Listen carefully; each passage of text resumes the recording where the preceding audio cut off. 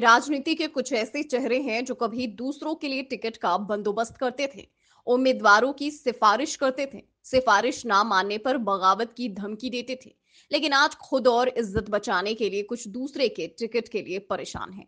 हम बात कर रहे हैं राष्ट्रीय जनतांत्रिक गठबंधन राजग छोड़ महागठबंधन में आने वाले हिंदुस्तानी आवाम मोर्चा हम सुप्रीमो जीतन राम मांझी, राष्ट्रीय लोक समता पार्टी रालोसपा के मुखिया उपेंद्र कुशवाहा की। इस लिस्ट में शरद यादव व पप्पू यादव भी शामिल हैं। हम सुप्रीमो व पूर्व मुख्यमंत्री जीतन राम मांझी 2015 के विधानसभा चुनाव में टिकटटार्थियों से घिरे रहते थे। उन्हें दम लेने की फुर्सत नहीं मिलती थी। राजनीति के बाजार में भाव काफी तेज था। करीब साल भर पहले हुए लोकसभा चुनाव में राजग को राज्य में शानदार कामयाबी मिली थी। हिसाब बता रहा है कि विधानसभा चुनाव में भी वही परिणाम दोहराया जाएगा।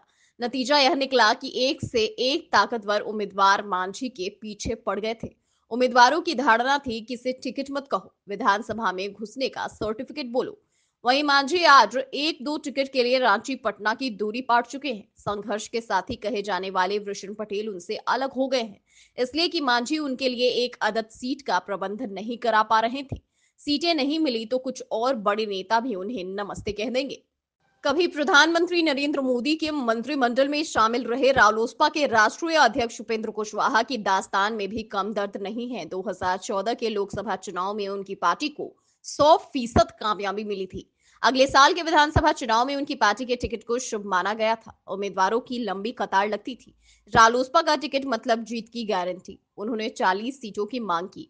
भारी मोल भाव के बाद 23 सीटें मिली। परिणाम राजग के लिए हताशाजनक था। रालोसपा भी अछूती नहीं रही। विधानसभा की 21 में से 19 सीटों पर हार क्या हुई, राजग में रालोसपा का भाव खत्म होने लगा। यह इतना कम हुआ कि राजग से बाहर हो गए। अब महागठबंधन में उन्हें सीटें कितनी मिलेंगी, दावे के साथ कुछ नहीं कहा जा सकता। बेटिकट होने की पक्की जानकारी मिलने के बाद पार्टी के राष्ट्रीय कार्यकारी अध्यक्ष नागमणि भाग खड़े हुए। बड़े समाजवादी नेता हैं शरद यादव। सांसद विधायक तो मामूली बात है, मुख्यमंत्री बनाने तक में उनकी भूमिका रही है। जिंदगी में कितना टिकट बांटा होगा शायद उन्हें याद भी ना हो। आज अपने चुनिंदा सहयोगियों को टिकट दिलाने में भी परेशानी महसूस कर रहे हैं।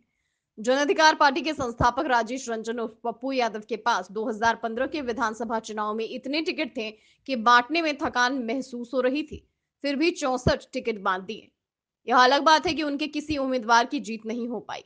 पप्पू यादव 2014 में राजद टिकट पर सांसद बने। जल्द ही उनका झुकाव राजद की ओर हो गया। राजद से लड़ झगड़ कर अपनी पार्टी बना ली जन अधिकार पार्टी। वहीं पप्पू अब दूसरे दलों से समझौते की कोशिश में जुटे हैं।